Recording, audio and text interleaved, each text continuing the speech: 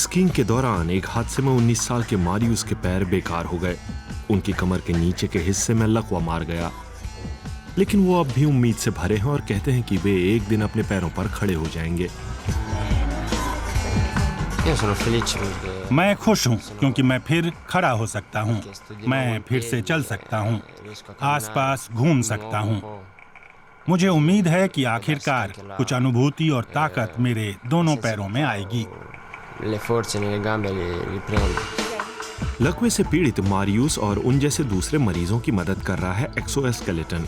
यूरोपीय संघ के रिसर्च प्रोजेक्ट के वैज्ञानिकों ने इसे बनाया है। उनका मानना है कि प्रोटोटाइप भरोसा देने वाला है।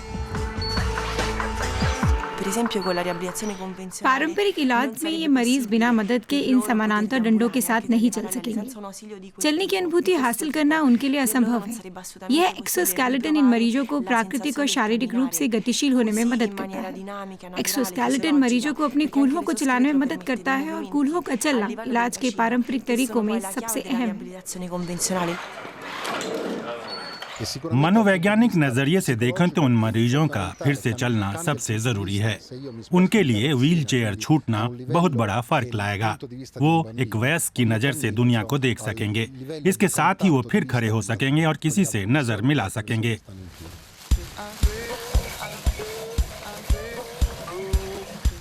लेकिन रिसर्चर अब इसके आगे की सोच रहे हैं।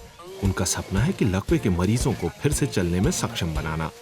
इसके लिए वो एक्सोस्केलेटन को न्यूरल इंटरफेस से नियंत्रित करना चाहते हैं ताकि मरीज अपने दिमाग से चले।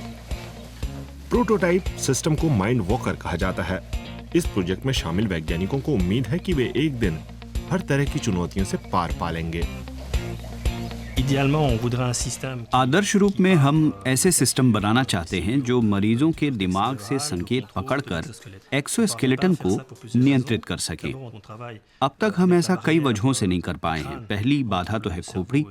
खोपड़ी दिमाग से निकलने वाले सिग्नल और उन्हें मापने के लिए बने उपकरणों के बीच खड़ी है। लगातार शोर के कारण दिमाग से निकलने वाले सिग्नल की क्वालिटी पर असर होता है और हमारे लिए उनका इस्तेमाल मुश्किल हो जाता है। On constate qu'on a beaucoup de bruit qui parasite les signaux et qui les rend non exploitables. इस तरह की मुश्किलों से बचने के लिए रिसर्चर ब्रेन तक पहुंचने का एक छोटा रास्ता बनाने की कोशिश में है। एक ऐसा मार्ग आंखों के जरिए हो सकता है। दिमाग को रेटिना के जरिए उत्तेजित कर उन्हें उम्मीद है कि वो न्यूरल संकेतों को अलग कर उनकी पहचान कर लेंगे और इससे एक्सोस्केलेटन को नियंत्रित करने में मदद मिलेगी।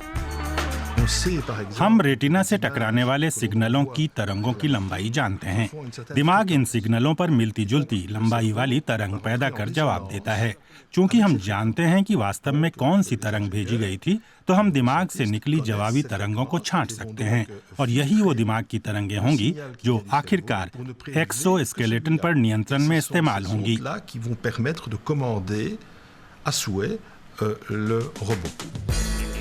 ये एक जटिल रिसर्च है, लेकिन वैज्ञानिकों को उम्मीद है कि ये नीचे के अंगों में लकवे के मरीजों के लिए सही समाधान होगा और इसके लिए उन्हें बहुत लंबा इंतजार भी नहीं करना होगा।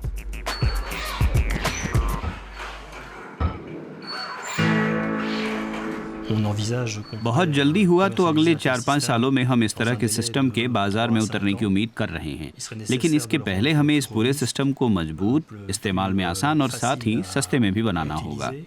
Et également moins cher à produire.